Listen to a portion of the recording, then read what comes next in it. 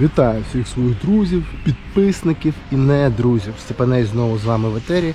Як завжди, ми показуємо вам приховані місця та повертаємо вкрадену у нас колись історію. Друзі, сьогодні у нас випуск досить незвичайного для нас формату.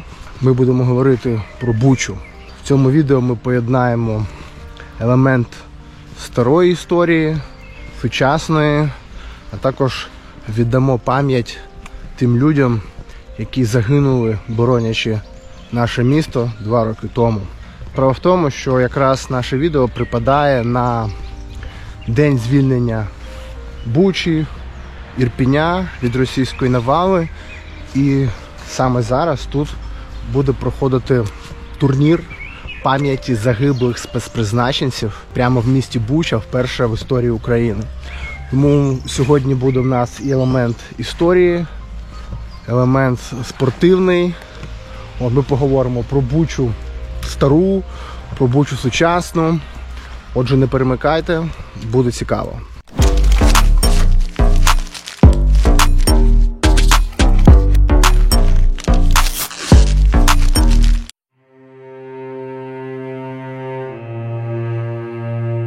Історія Бучі дуже схожа на історію Ірпеня, про який ми нещодавно знімали відео. Хто не дивився, можете подивитись прямо зараз.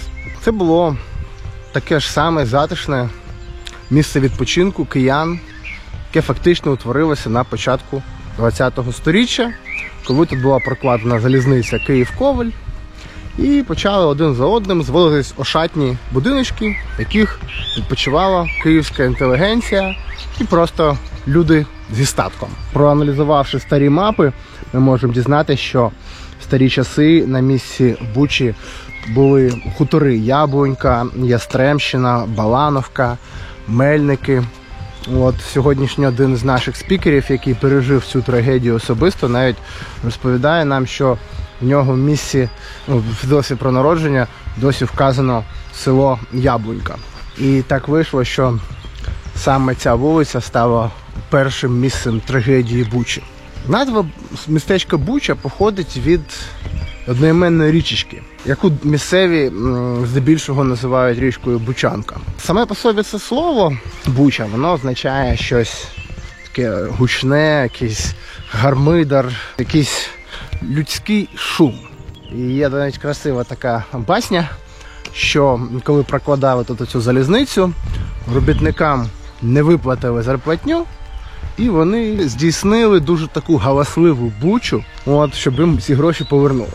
Це насправді не більше як кумедна легенда, тому що назва річки Буча з'являється на мапах ще задовго до появи цього містечка і залізничної станції водночас. Тобто, скоріш за все, назва походить від того, що сама річка була така бурхлива. Навіть старожили згадують, що до початку меліоративних робіт тут глибина її там сягала ледь на 10 метрів, там ловили всі сорти риби, навіть найвправніші пловці не могли знайти дна Бучі. Хотів теж про річку згадати, Бучанку, як в контексті появи, бо вона ж з'явилася річка раніше, ніж місто, так? Річка Бучанка ж називається, що, я так розумію, це назва старіша, ніж саме місто. Безумовно, вона Буча, де Буча, де Бучанка, ми її називаємо Бучанка, місцеві мешканці. Вона була настільки глибока, ви кажете, що... Вона була, то, що я пам'ятаю, вона була перероблена по прямой, а те, що було, то, що батько розповідав, і там є ще ці місця, що більше, ніж на 4 метри не могли дістати неряди. І вона розвивалась на 3-4 місяці, розривалась на полі, безумовно. У 2022 році увесь світ здригнувся, цивілізований, від того, що назва Буча дуже співзвучна з англійським словом butcher, так, тобто це м'ясник, ця бучанська масакра, як її називали іноземці, Butcher of Bucha. Співзвучне таке поєднання, яке примусило усіх нормальних людей цієї планети здригнутися від того жаху, що було тут побачено після звільнення містечка від росіян. Але все це буде набагато пізніше. На початку ХХ століття тут відпочивав композитор Ревуцький. Зберіглася ще, але, на жаль, в руїнах садиба київського залізничного магната Штама, це такий красивий замок. Зберіглася садиба Патонів. Ось, збереглася дача відомого київського гідропата польського походження, Болеслава Камінського, який є засновником своєї власної школи гідропатії. На вулиці Саксиганського є будинок Камінського з меморіальною табличкою. Але останок свого життя він провів саме тут, в Бучі, і будиночок його зберігся. Взагалі, я в першу чергу починаю це відео з полювання на об'єкти старовини, тому що мене, як людину, яка захоплюється історією, завжди приваблюють саме старі будинки. Звичайно, що не всім вони подобаються, вважаючи на свій досить поганий стан, але саме вони є носіями живої історії, і вони фактично пройшли скрізь час, дійшли до нас. І тут в Бучі, в принципі, можна знайти ще досить багато старих дачних будинків, більшістю які закинуті, перебудовані. Також тут зберігся вокзал. Він дуже красивий, красивіший, ніж в Ірпіні, там в Біличах і Святошині, де вони однотипні. Бучанський вокзал нагадує справжній замок маленький, і це теж стара будівля початку ХХ століття. Тривалий час дачна Буча ділилася на два сектори. Була Буча польова і Буча лісова. Також зараз, знаючи люди, частину цього міста називають лісова Буча, тому що збереглося дуже багато дерев старих. Зокрема, можна подивитися тут.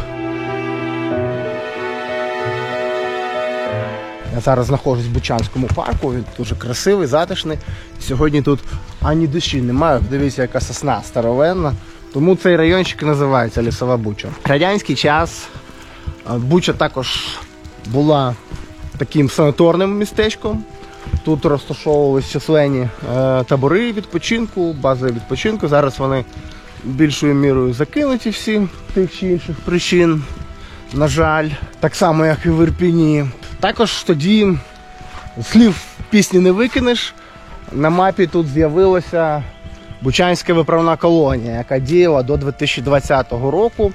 Багато хто знає цей об'єкт з численних телефонних дзвонків аферистів, які звідтіля дзвонили, розігрували людей, намагалися гроші з них вилучити під тим чи іншим приводом. До речі, я знайшов сторінку цієї Бучанської виправної колонії в Фейсбуці. Там дуже кумедно, там щодня майже публікували звіти про те, що ті чи інші особи намагалися перекинути заборонені якісь речі крізь паркан до ув'язнених.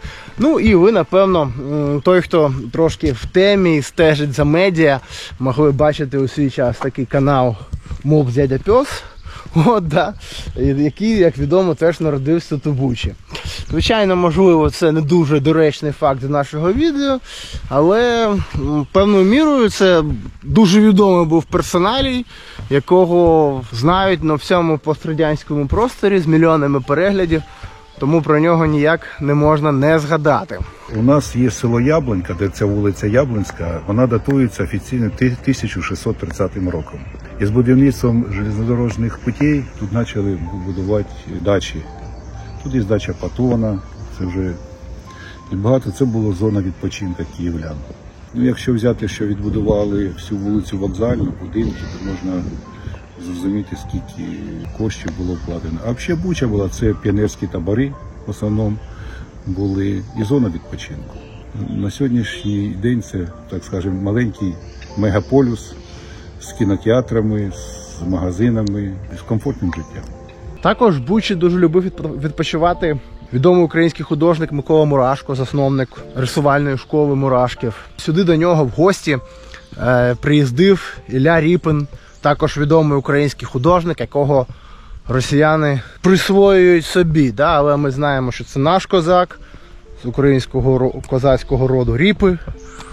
І навіть вони тут разом щось малювали. У Мурашка є картини з Бучі намальовані, але, на жаль, будинок Мурашків не зберігся. Так само, як і будинок Ревуцького.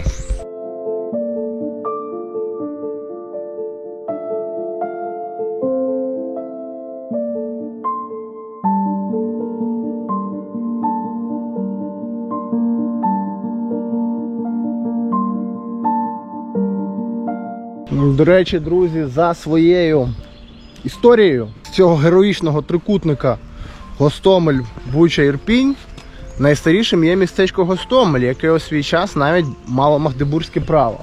Напишіть, будь ласка, свій коментар, чи хочете, щоб я також зняв вам про Гостомель. Не зволікайте і потрудіться, будь ласка, для просування цього відео, щоб якомога більше людей пам'ятало наших героїв і віддавало їм данину пам'яті, хоча б потайки, хоча б на пару хвилин замислитись про це, перервати свої буденні справи.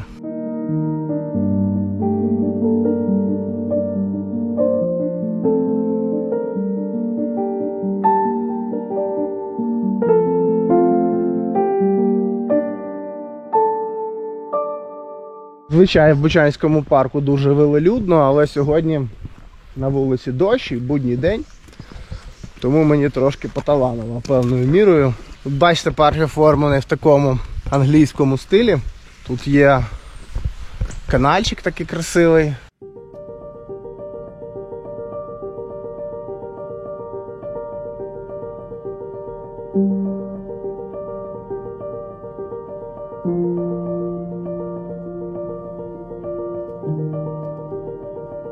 Для мене в дитинстві Буча була менш відомою, ніж Ірпінь. Так, ми сюди приїздили також збирати гриби.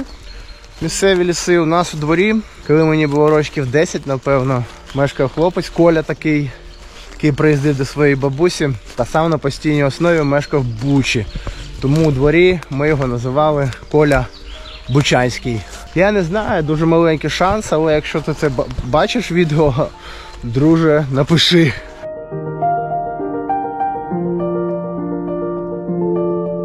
На початку нульових, так само як Ірпінь, Буча почала перетворюватись на велике місто, багатоквартирними будинками, непоганою інфраструктурою.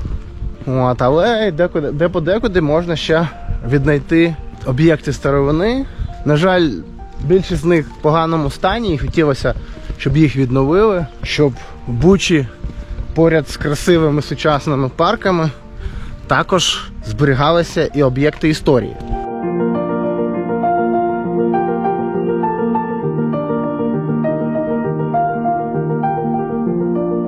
Буча відвела всю несамовиту лють, яку приготували для нас російські нацисти. На жаль, цьому маленькому, звичайному українському містечку випала доля стати, напевно, одним з найстрашніших місць 21-го сторіччя на всій планеті. Просто стає дуже страшно від того, що пережили тут місцеві мешканці. І ми сьогодні обов'язково поговоримо з тими, хто пережив. Ми не анонсували це відео через те, що воно приврочено також до чемпіонату. Чемпіонат проводився в дуже такій неспокійній атмосфері. Туди приїхало багато людей, які могли бути, скажімо так, цілями для ворогів. Тому ми випускаємо це відео позачергово. Я знаю, що ми проголосували там за інше відео, друзі. Я зважаю на ваші голосування. Все буде зроблено, як обіцяно. Переможна тема виграє, але сьогодні ми поговоримо про Бучу.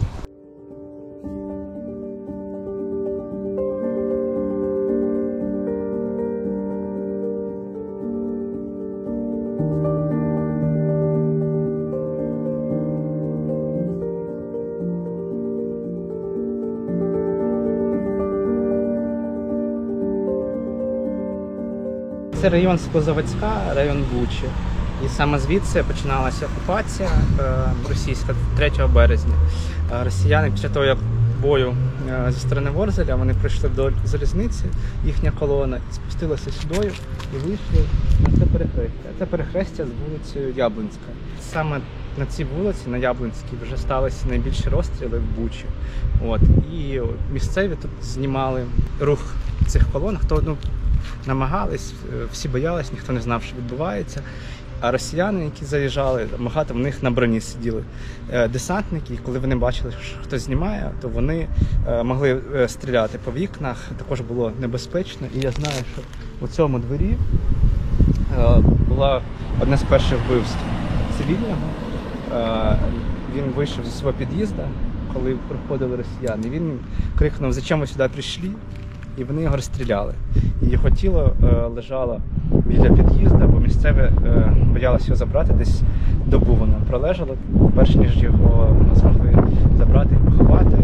І, власне, з того фактично починаються розстріли цивільних Бучі російськими десантниками. Оце цей стовп, це воно, ось ця жовта. Це їх переводять. Тероборони, так? Да, тероборонівці, вони, вирішили, вони не змогли вчасно відступити і змушені були сховатися в будинку, який був одразу біля їхнього блокпоста.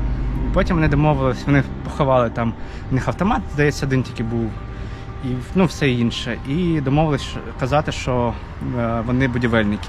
Але коли росіяни робили тут зачистку, вони, звичайно, їх знайшли, вони їм не повірили, вони одразу їх повели сюди, де тут на базі росіяни вирішили зробити свій штаб і проводили сюдою, розули їх, щоб вони не могли втекти.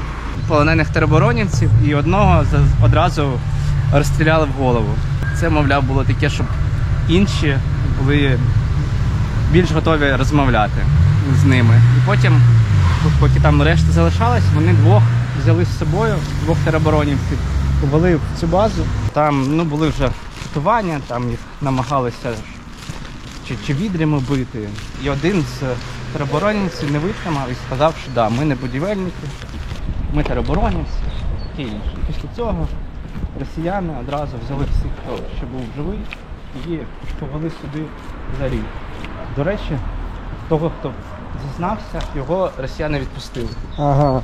От в нього був нік святий, потім він пережив окупацію і зараз там по ньому йдуть справи. Я не знаю, яка там ситуація з ним, але от відомо, що він вижив.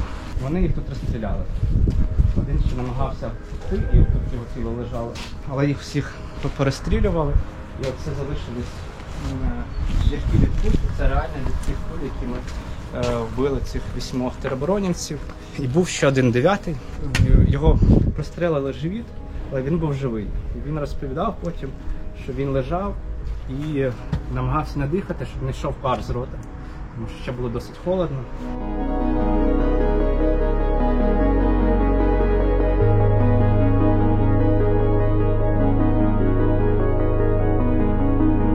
В сьогоднішню Бучу повернулася тиша, спокій. В парку течуть струмки, гуляють люди.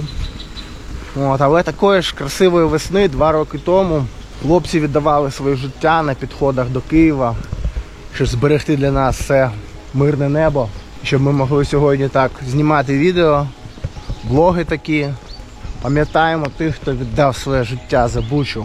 Цей турнір присвячується спецпризначенцям Головного розвідувального управління Міністерства оборони України. Це невидимі герої, які віддавали своє життя за нас. Дуже важливо їх пам'ятати і не забувати зараз, і не через 10 років, і не через 20. І хотілося, щоб оця традиція, яка сьогодні з Києва перейшла до Бучі по цьому турніру, по вшануванні героїв, щоб вона стала постійною. Щоб саме тут, в одному з найболючіших місць України, були такі от вшанування.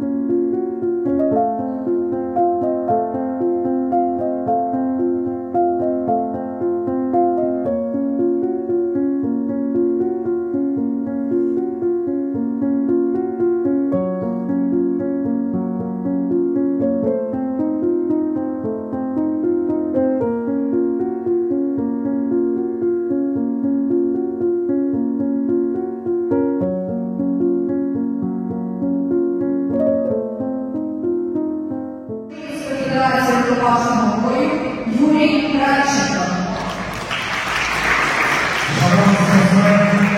Судді, тренери, гості змагань. Вітаю вас з відкриттям 24-го Кубку України з рукопашного бою. Сьогоднішні змагання є етапом відбору до складу національної збірної команди України, яка восени буде захищати честь і гідність нашої України на міжнародних сценах. Спорт є візитна картка країни. Я впевнений, що наша національна збірна команда буде продемонструвати найкращий результат. Хочу побажати кожному бойового настрою, яскравих поєдинках, перемоги над татами, а всім нам перемоги над агресором. Слава Україні!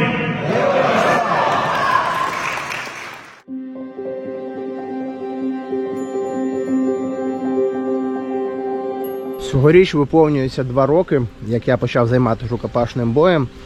Наш старший тренер Юрій Анатолійович Радченко є президентом Української федерації з рукопашного бою.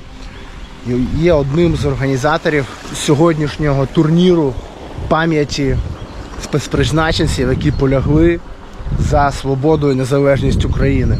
Сьогодні тут зберуться кращі бійці України, кращі спортсмени, які присвячують ці бої пам'яті про наших загиблих героїв, які віддали своє життя, боронячи Бучу, Ірпінь, Київ та інші міста України.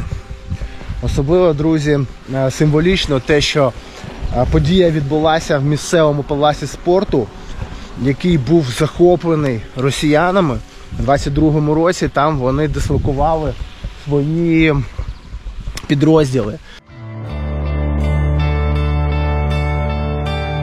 Вагова категорія 75 кілограмів. Ігор Лютак, Чернівці проти Мурада Гусейнова з Дніпра. Дуже жорсткий початок. Майстер спорту Ігор, його суперник майстер спорту міжнародного класу.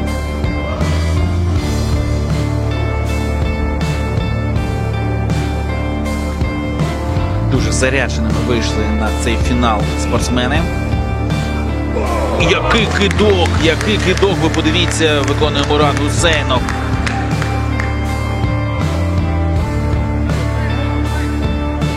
І зараз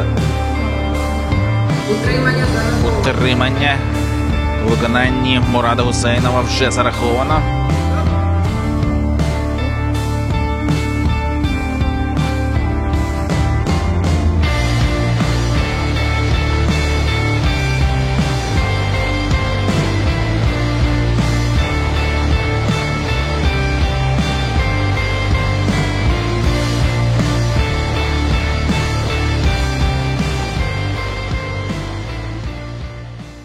Також інтерв'ю нам дасть Максим. Це людина, яка є адміністратором палацу спорту в Бучі сьогодні. Він особисто бачив на свої очі ті подарунки, які залишили росіяни. От ви почуєте, що, уявіть собі, вони знаючи те, що це дитячий спортивний комплекс, в тому числі залишили там по відходу просто міну. Вони жили в академії спорту 7 днів. Вони її пошкодили, були вогневі позиції. Там перед академією стояв танк на задній площадці, там де у нас літній будинок теж стояла військова техніка. Як по стандарту, дуже брудно. Їжа готували тут прямо на плиці. Тобто тут був срач повніший. І плюс нічі простріляні були, вікна десь 15 було простріляно, криша простріляна. І ще з такого дуже серйозного в туалеті в чоловічому лежала протитанкова міна. Залишили прямо в умивальні. Ми хотіли відірвати.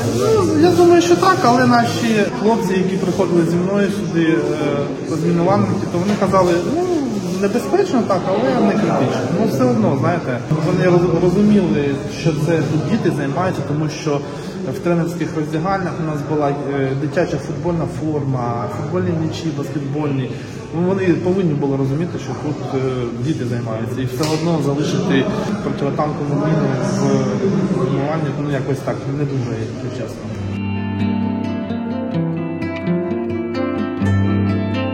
А от ваші власні враження, такі найяскравіші за цей час, такі найстрашніші, те, що вам вдалося пережити? Було дуже так моторошно. Це, напевно, з 3 десь по 6 березня, коли вже Буча була окупована, коли авіація прям над Бучею залітала і пускала на Київ ракети. Це, напевно, було саме таке найстрашніше. Ну і, звичайно, бучанці, ніхто, напевно, мало хто вірив, що дійсно вони пішли повномасштабкою. Вже повірили там десь годин в 11, коли вже з аеропорту Антонова гелікоптери, які залетіли, над Бучею розверталися і бомбили аеропорт Антонова.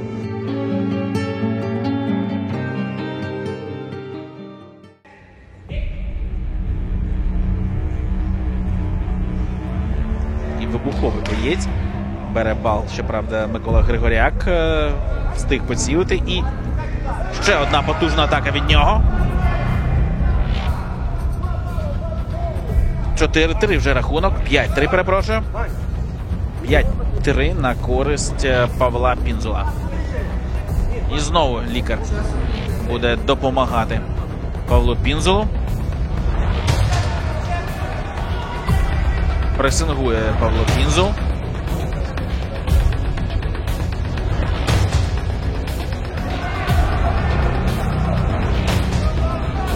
«5-4» на користь бійця із Запоріжжя. Часу вдосталь у Григоряка, зважаючи на його досвід. Може він, я думаю, що все-таки схилити шальки терезів на свою користь, але поки що попереду Павло. Серія ударів від Григоряка.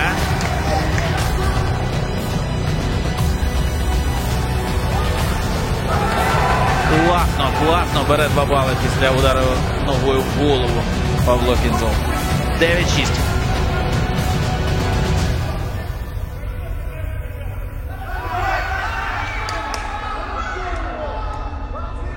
Обопільні атаки бачимо.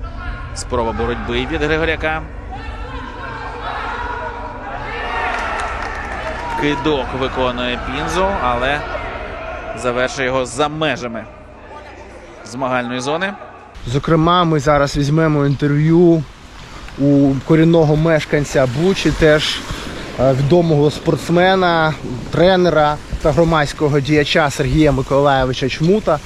От, він нам розповість безпосередньо про ці події своїми очима, як все відбулося тут і як він переживав цю трагедію особисто. Знаємо, коли почалась війна з Росією. Ну, в Бучу сюди перший раз зайшли з бронетехнікою 27 числа.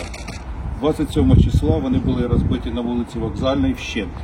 Другий приход у їх був, вони зайшли 2 числа з району Скозаводської, в Бучу вони зайшли 3 числа.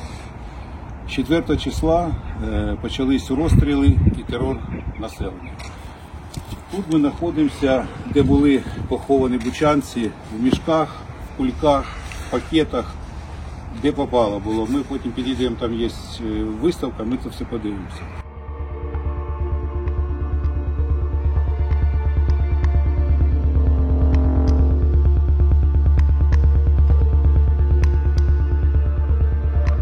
Буквально перші 10 днів вони взагалі не давали можливості поховати людей. І тому священник, отець Андрій, взяв на себе сміливість, почав хоронити всіх людей тут. Тут був вирід котлован, де просто, так, грубо говоря, скидали мертвих.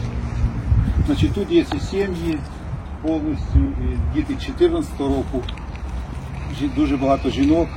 Вони розстрілювали без різниці, їм було кого розстрілювати. Не давали виходити з домівок, не було води, не було газу, нічого не було. Тобто ви можете подивитися по іменам, який рік, скільки було, потім було перепоховання, ідентифікація людей і багато, а то є сцен, де безвісті зникли, до сих пор не можуть їх знайти.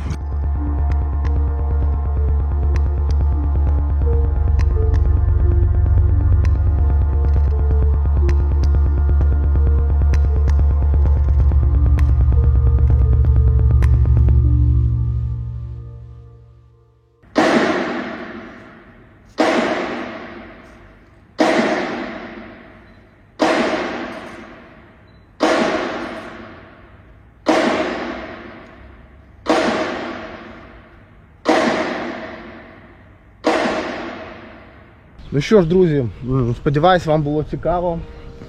Я розказав трошки про історію Бучі, згадали 22-й рік вторгнення, пом'янули наших героїв. Знайдіть час, буквально там хвилинку, щоб згадати всіх тих, хто полег і, на жаль, ще поляже за нашу країну, за нашу свободу. Будь ласка, поширте це відео максимально, щоб якомога більше людей дізналося і згадало про цих героїв, які віддали тут своє життя, і яких сьогодні було вшановано тут на спортивному турнірі в Бучі. Штрикайте лайк, засилайте нам донатик на підтримку українського ютубу за змогою. Пишіть свої коментарі з приводу побаченого. І скоро вже побачимось у нових відео. І зараз відбудеться церемонія нагородження.